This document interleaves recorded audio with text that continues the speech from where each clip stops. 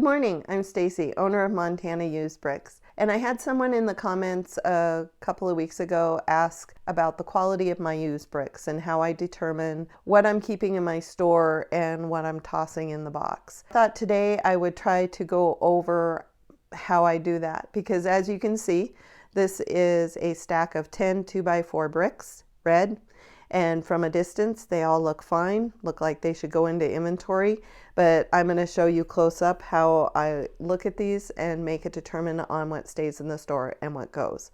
And when it comes to bricks, a lot of times they get tossed just because you can see a lot of scratches and nicks on them. And I try to sell the best quality used parts I can.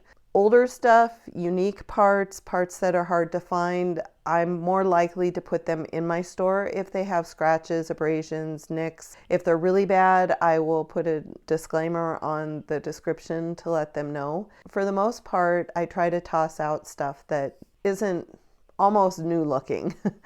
So I do end up with a lot of scrap, junk, recyclable Lego parts, however you want to say that.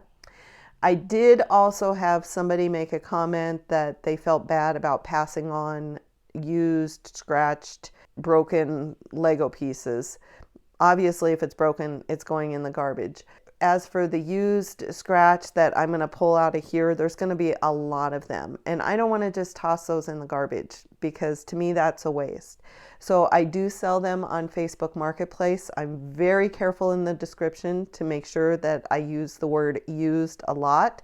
I then go on to describe the used, that they could be faded, nicked, scratched, have abrasions, have ink marks on them, whatever might be the issue that caused them to be classified as used. And I have never had an issue selling those. I've never had anybody come back and say, hey, this isn't what I expected. Most people are buying these for younger kids that are just starting to get into Lego, and they don't want to put a lot of money out because, as we all know, Lego is not cheap. And so they're happy to get these used parts just to see if their child is really interested in Lego before they go and start purchasing some of the sets. What you do with your used Lego that you're not going to be able to sell in your store is totally up to you. I also know a lot of places donate their used bricks to women's shelters or churches or maybe nonprofit daycares that are struggling to get toys for their daycare. So it's totally up to you what you want to do with them. I really don't like to see them end up in the landfill, because Lego lasts forever.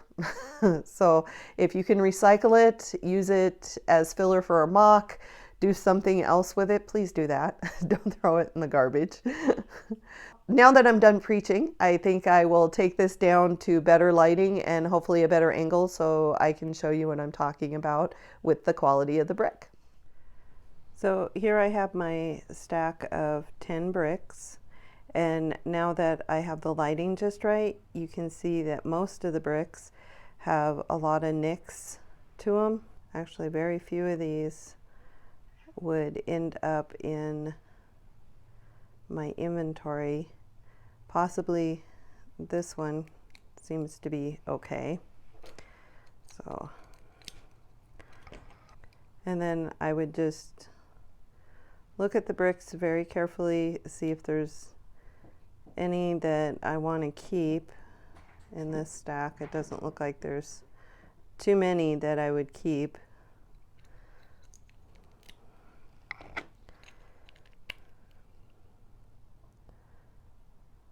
But you can see that some of them are just faded, they're really scratched. And then I would check both sides to see which ones I would want to keep. And then I also kind of look to see which ones are a little bit more faded than the others. And you can clearly see where the marks are. You can see some of the fading. So these would get tossed into my box. So out of the 10, I would probably keep only the 2, because this one in the middle is a little bit faded. So 2 out of 10 will end up in my inventory. You could probably say that I'm being really picky by just keeping those in my inventory, but I want to make sure that I'm giving people the best quality used bricks that I can, and the others just aren't as good a quality. I handle plates in a similar fashion. I will stack them like this so that I can see the sides. You can clearly see on this one when the light hits it just right that there is some nicks and marks on this one. This one also has a mark, so I'll probably pull that one out as well. But I find that stacking them makes it much easier to look really quick for the ones that clearly need to be pulled out and not put into inventory. So this may be a little bit harder to see on the video. I'm just using my cell phone for a camera and I don't have the best lighting. I kind of wanted to show you some of the whites because whites are really hard for putting into inventory just because there is so much fading on used white parts, and it's really hard to determine if a buyer is going to be okay with a slightly faded white part or if they're looking for pristine. That's why I say in my terms that if they want pristine parts they need to buy new. You'll see that I have some plates here that are white.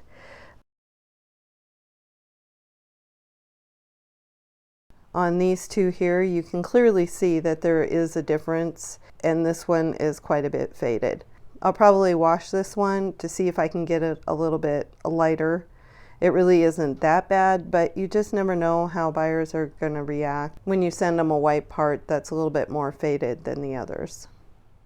This was a short video today just to go over how I look for quality in the used bricks. I'm hoping that this might help you if you sell used bricks, might give you an idea what to look for when you're going through your stock before you put it into inventory. I was not this careful when I first opened my store because I really didn't have the backlog of parts to be as picky as I am now. I feel like every time I do this, I get a little bit more picky, so the parts that I'm selling are even better quality than they were a year ago.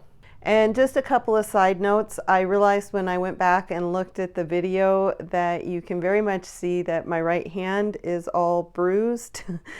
Actually, it came from a cat scratch, believe it or not. I was picking on my cat when she was already irritated and she got me with her claw and she hit a nerve or a vein of some type, and I've been having issues with my hand since. So when you're looking at the video, I apologize for the big old bruise on the back of my hand when I'm handling the parts. The other thing I wanted to mention, because I thought about this after I did the video last week about processing an order, I said that I print out all my orders on paper, and I'm sure there were probably a couple of people that were going, well, that's kind of wasteful because it's a waste of paper. I just wanted to let you know that I use old paper that I pick up from work that would just end up in the recycling anyway. So I don't use new paper to print out my orders. I'm just reusing stuff that would have been recycled. Trying to be a little bit green, not a whole lot. If I wanted to be totally green, I wouldn't use paper at all. Like I said, I'm a very tactile person. I like having the paper. I like being able to mark things down on the paper as I go. I feel kind of bad for doing such a short video. Usually I try to make these like 10 to 12 minutes, but really not a lot to talk about. I'm very focused on getting stuff into inventory this weekend. I am working on a vlog as I go along to show you what I'm working on. Hoping to also have that out this week. So just think of this as a short video as a prelude to another video. If you enjoyed this video, go ahead and give it a thumbs up. If you really liked it, hit that subscribe button, and I will see you in the next video. Bye.